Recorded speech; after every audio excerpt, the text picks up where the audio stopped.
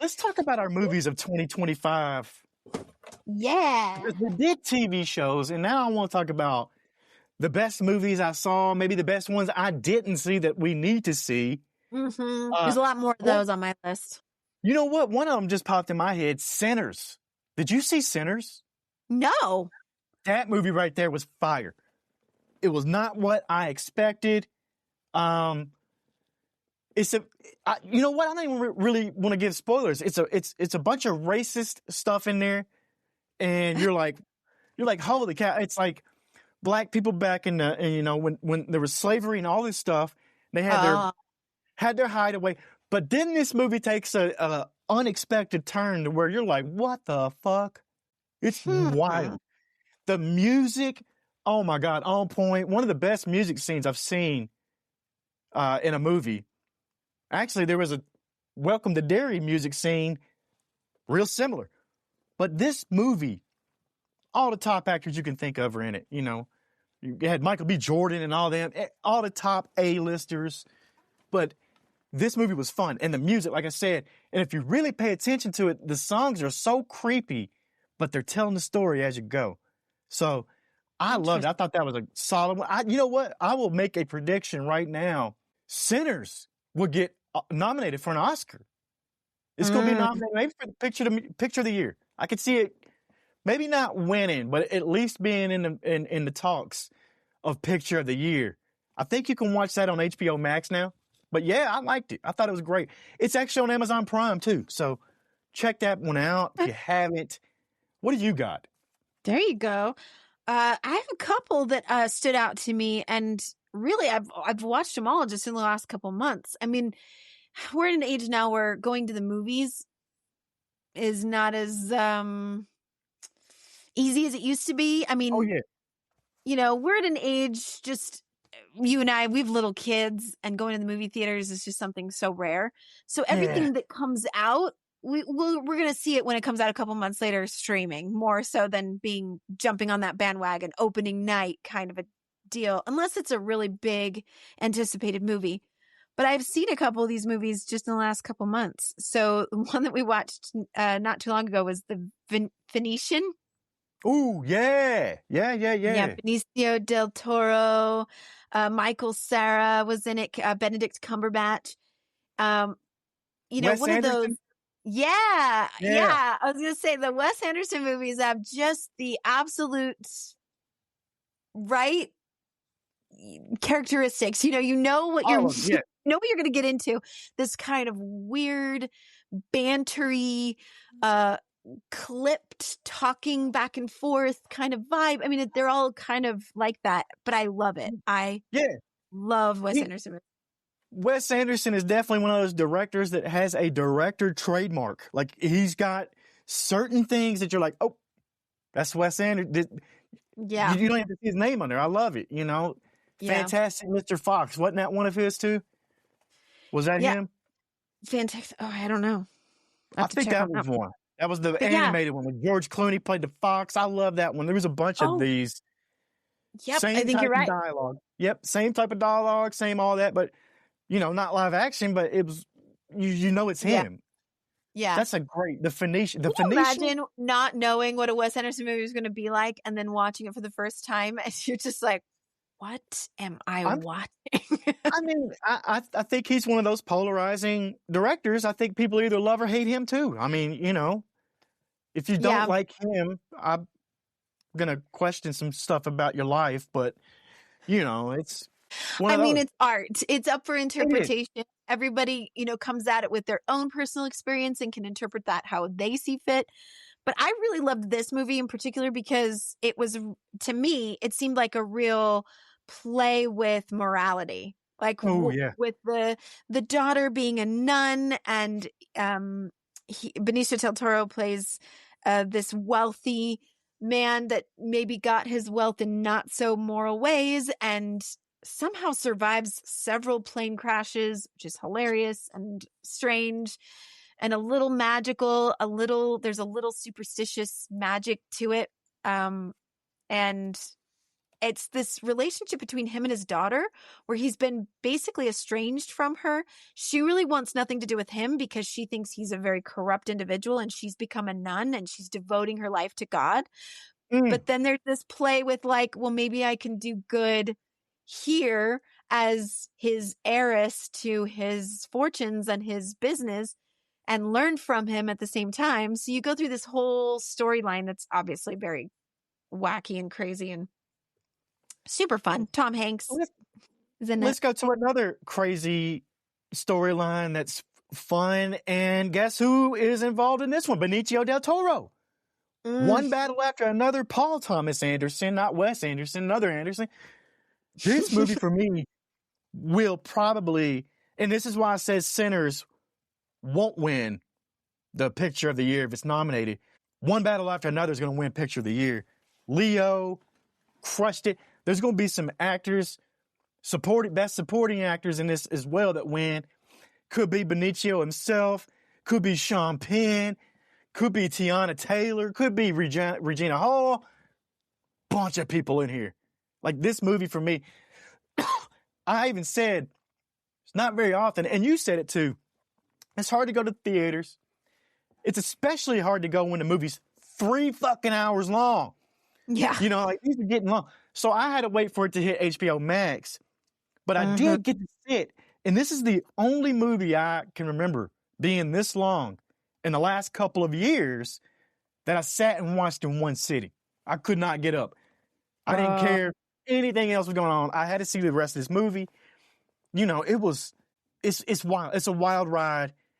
It's not actually what I expected either. Even from watching the trailers, not what you expect. So go check that one out, HBO Max. One battle after another. And mark my damn words right here, Oscar all the way for this movie. Yeah. Yeah. I mean, I'm one of those that the Academy Awards, it's a lot of politics that goes into all that. You never know. But I do think it's more fun than the Super Bowl for me personally, because I like to sit and make my guesses, who's going to win, what's going to happen. And you never know when you watch the Academy Awards, what wild thing, like who's going to get slapped this year is going to happen.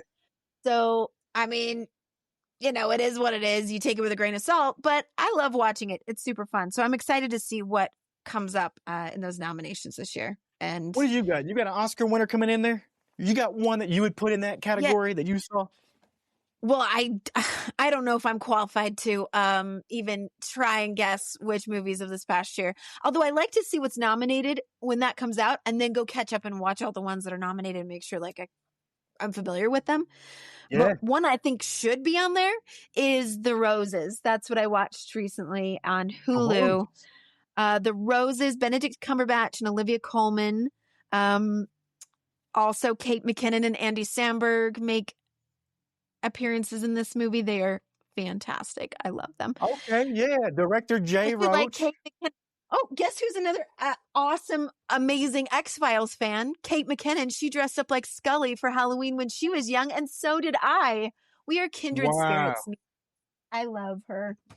I feel like we would be best friends if we met. So, but this movie, The Roses, it's so realistic and also exaggerated all at the same time. A married couple moves to America. I think they meet in London and they live in America because they're both ambitious in their careers and want to start a family. He's an architect. She's a chef.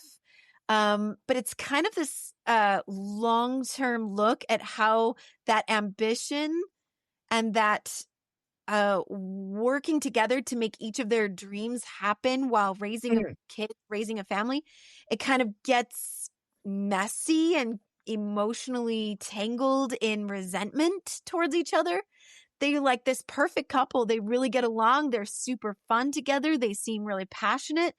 But over time, as circumstances happen that really aren't in their control, it breeds this sort of crazy ride that they go on, this road to divorce, basically. Oh gosh! But it's fantastic. Who's your standout from this movie here? Is it Cumberbatch himself, or is it somebody else that takes this Well, I mean, Benedict Cumberbatch is pretty great in almost everything that he does. Although we can't pronounce penguin. Sorry, Benedict. Oh, Sorry for that, but you can't do it. But I will say this. Olivia Colman is my favorite of the two in this movie in particular. She's incredible. I mean, I watch it and I say she is hilariously funny, so genuine. Her acting is so, you completely forget she's playing a character. She just is absolutely authentic. those are the Love best. Those are the best.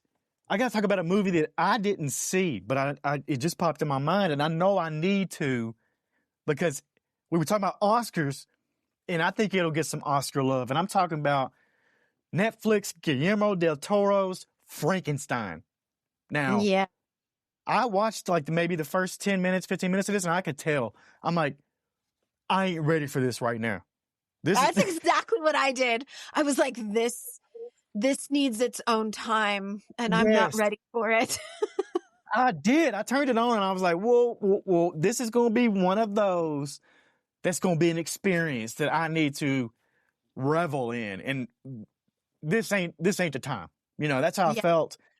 But I know, I can tell that this is going to be a must see, maybe more than one time watch. I think it's a new spin on Frankenstein, or it's a retelling of the story in Guillermo's way, which you've seen some Guillermo movies. I can only imagine this thing's going to be fucked up. Like that's But you know know? what I was struck by is the imagery, and I was watching what made me want to watch it, and I haven't yet, but the comparisons that artists were pulling up of famous Renaissance paintings and moments in that movie. And I'm like, oh, it can't be a coincidence. That's too beautiful. And I think that's going to be the visuals of that movie are going to be what stands out. Yeah, just that opening scene. It was like so realistic where they were on the boat and the fog and it was, I could see it. I was like, all right, this is going to be one. So yeah, I can't wait to get to that. It was a long one, I think too. And that's probably why I wasn't in the right frame of mind. It was one of those nights, and and when I say that, I'm not saying anything negative about the movie. I'm talking negative about myself on that because I just wanted something on in the background, and I knew this wasn't going to be one of those where you just put on and you can search your phone or do whatever you want. No. You better lock in. It's about to be a ride. You know, I can't wait to get to that one. So things deserve the respect of your attention. And that brings up a good point because you said when things are streaming versus going to a theater, like the olden days, you go see a movie and you had nothing to do but sit there and watch the movie start to finish. Now that we do it mostly streaming, I wonder how that impacts the difference between how we actually soak in the story. Because if we're doing it in sections, for example, we're like, all right, we don't really have time to watch this whole movie. I'm going to watch half of it now and half of it later. That kind of breaking it up, what impact does that have on how we feel about the movie or how we soak it in? It's a great point, because here's a prime example is TV shows that are weekly. If someone watches the show weekly, it feels a lot slower than when you sit there and you binge watch it. So you're seeing it in those chunks. It may not be the 15-minute chunk like you might watch a movie. It might be the 45-minute episode every week, and then wait 7 days to see another one. You got those gaps. You're only seeing it in chunks. It is a different watch than when you binge watch all of it back to back. You're going to process it differently. You're going to have more thoughts and predictions, and you might even go back and rewatch before the next part comes out, and you may see things that foreshadow later plot lines that you wouldn't normally see. No, I see that. I could get that. I could see that you don't see that. What other movie did you have that stuck out, or one just watched F1. Brad Pitt. I'm a race fan, but I always watch the Indy 500 because I'm from Indianapolis.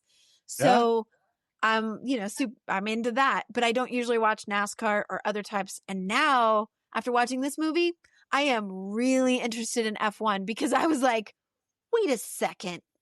I didn't know this is what it was. I didn't Same here. understand teams. I didn't understand what everybody's role was in getting these races done and winning. Incredible. Not only do they have teams of drivers on the track, they got a team of people behind. They got the highest technology you've ever seen doing crazy stuff with these cars. I'm right there with you. I put that movie on late at night, and it was one that I was like, yep, I'm going to lock in. Actually, I turned it off and went to the big TV. I got a nice theater room. I was like, this is going to have to be one I watch in here with a surround sound. Loved it. Thought Brad Pitt crushed it. I'm kind of glad they didn't make him win every damn race. It was messy. It was ugly how he helps get stuff done, but that's kind of what you would expect. You wouldn't expect some guy to come in there with these are athletes. These guys driving those cars are freaking athletes to be able to react in that amount of time and do the, like, I wouldn't expect some guy that never did it before to come in and whip everybody's ass. Didn't happen here. They did a great job of being able to tell that story and make us interested. That's a plot device by Apple there, because next season, F1 comes to Apple. So you'll get to see some of these races. Yeah. I'm excited about it too, because I watched NASCAR. I've been to NASCAR races. I used to work for NASCAR and run some of the races for them in radio. So I never looked at F1. F1 was the European racing. And then, the NASCAR is the South and this and that. But I think this is a incredible sport. These guys are legitimate athletes. Like, to be able to, don't get me started. I want to get an F1 car. I think that'd be fun. Yeah, I think the movie did an excellent job of, and just the logistics of putting a movie together like that, I think they did an excellent job of the special effects. If anybody was going to win an Oscar for that, this movie might do really well. I don't know. And again, I'm not qualified, but honestly, I don't think there was a lot of special effects involved. I think it was real, and that still counts as special effects, but I don't think it was like CGI. I think they were really out there. Yeah. They did say Brad Pitt actually got in to F1 cars in races, and no one actually knew he was out there. So they swapped out their drivers. So he was really racing at some point in this process. I think he really, really learned how to do all this stuff. Like, that was very cool to me. I'm definitely going to be watching F1, the racing, when it comes on. It's going to be fun. Yeah, it makes you appreciate it. All the strategy and planning and every part of the team that went into each race, and the car, the engineering of the car, and they showed that. I was really fascinated. I was really into it, but it was also just a great movie. What's your husband Matt? Did he watch it? What did he think about it? He's a car guy, right? Oh yeah, he loved it. In fact, he was like, of all the races and all of the different circuits that you can race, F1, if you win F1, it's like the top of the top. It's the cream of the crop races. So, it's incredible how they react that fast. Like, we can't do it. We're normal. We're normal human beings. To say I'm pretty good at Mario Kart, but truthfully, I have all the little assists going on the Mario Kart too. Kind of like bowling with bumpers. So I'm not really as good as I think I am. Let's talk about some of the 2026 movies that I'm looking forward to. Yeah. Did you know Christopher Nolan's dropping a hit this year? I'm going to call it a hit already. The Odyssey.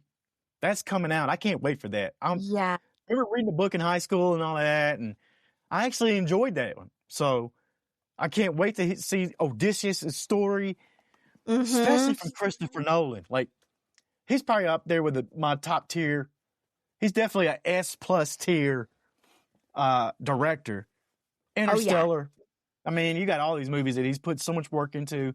I don't see this being any less, and I'm really hyped up about it. But what do you think? What do you got at 2026 list of movies you're ready to see? There seems to be I don't know much about it, but the sequel to Devil Wears Prada. It is Looks The like Devil Wears it's coming Prada 2. out, and I'm interested to see what that is and what that looks like. Man, That's you going to be a know, hyped up sequel. People begin, yeah, go ahead. just a lot of the things that probably a lot of people listening right now, we're just average Joes like everybody. That's Um, right. because I haven't gone to the theaters, that's where I see all the trailers for the new movies coming out. So I saw the trailer for the Odyssey. I was really excited about that. That looks really kind of dark almost. It does. It does. I'm very excited about that. But I haven't seen what's coming up next so much as I have all of these movies that came out in 2025 that I haven't seen yet because I've been waiting for them to come out on streaming. What are you looking forward to seeing? Well, one of the ones that I thought would be a super fun movie to see is Fackham Hall. And it's like a parody of Downton Abbey period pieces type, but it's a comedy. And I keep seeing the trailers pop up and I'm like, I got to see that somewhere when it's available. When it comes into my view, I'm going to see that one. I think that counts for 2026. I think that still counts. It's 2026 in my world. Yeah, in the right? world of catch up and getting caught up on all those great movies that came out already. Right. The Woman in Cabin 10 looks really good. I want to see that. Oh, yeah. Yeah. Wake Up Dead Man, Knives Out movie I still haven't seen, but I love the Knives Out mystery movies. Yes. My husband keeps bringing up Age of Disclosure. Whoo, there you go. See, maybe me and Matt should sit and watch that one together. Maybe that's me and Matt, because you know how I feel about the Age of Disclosure. And Disclosure is coming out in 2026. That's the movie. Steven Spielberg. Mm-hmm. That's going to be, whoo. Coincidence? I think not. That one's been on my mind. I really got to see The Age of Disclosure, and I want to see Disclosure, the movie. Mm-hmm. You got another huge sequel coming out that I know Devil Wears Prada 2 people got hyped up about, but Avengers Doomsday. Oh, yep, I saw that. Woo, people are going to lose their minds. Some trailers have already dropped. We saw Steve Rogers come back already. They're going to reset some of the bullshit that Marvel has pulled off in the last couple of years. Yeah. And get it back in line. I fell off of Marvel for a little bit. I was like, there's too many movies coming out. Yeah, I could see that. I'm not nowhere near the comic book nerd type person to have been deep dive into all of that. But I do think it's fascinating to try to watch all the Avengers movies they have both release date order or chronological order as far as when they take place. So I think that's fascinating. And maybe I'll have to do that to get ready for this new movie coming out. You're going to have to. I mean, movie marathon. I think there's a Spider-Man movie coming out also. Another Spider-Man will be dropping. That's in the Marvel universe. Sure. Yeah, that'll be in the Marvel universe. There's another Masters of the Universe. There's a He-Man movie dropping this year. I can't wait for that. I'm a He-Man fan. Skeletor. Yeah. They're very much taking our generation and they're going like, what did they watch on TV when they were this age that we can capitalize on now as they're adults? Yeah. We're going to just make a movie out of it.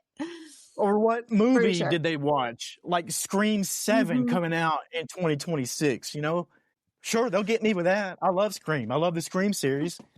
A good friend of mine, she had her 13-year-old just turned 13 and is a big fan of Scream. So she had David Arquette send her a happy birthday video. I saw that. I know who you're talking about. I saw that was awesome. David Arquette out there doing things.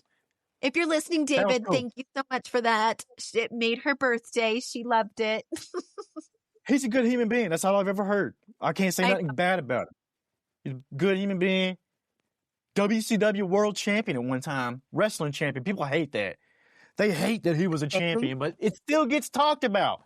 So it's okay. That's what wrestling is. You do stuff that let people talk about it. David Arquette was the worst world champion of all time. It's better than being no world champion of all time, if you ask me. David Arquette, I loved it. I thought it was great. Let me talk about some other movies that are coming out. Toy Story 5, there's another sequel playing off of us. I was going to mention that too. Yeah. Playing I'm off a of little the curious about nostalgia. that one. Because I'm like, Yeah, wait, did we not wrap up that story a couple of times?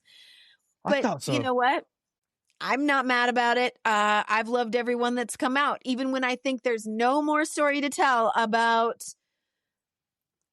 Woody and Buzz. We I get mean, another you think movie there's and it not. makes me cry, and it's fantastic. So we'll keep doing We're this. getting lots of sequels, prequels. You got another Hunger Games movie coming out. Yeah. Another Super Mario Brothers Galaxy's coming out.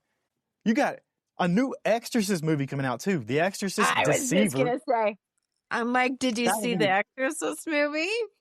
that one's gonna be fire right there. Now, who's gonna be in that thing? Do we know anybody? It's a Mike Flanagan film, I think, isn't it? Oh my gosh, I Oh. love Mike Flanagan.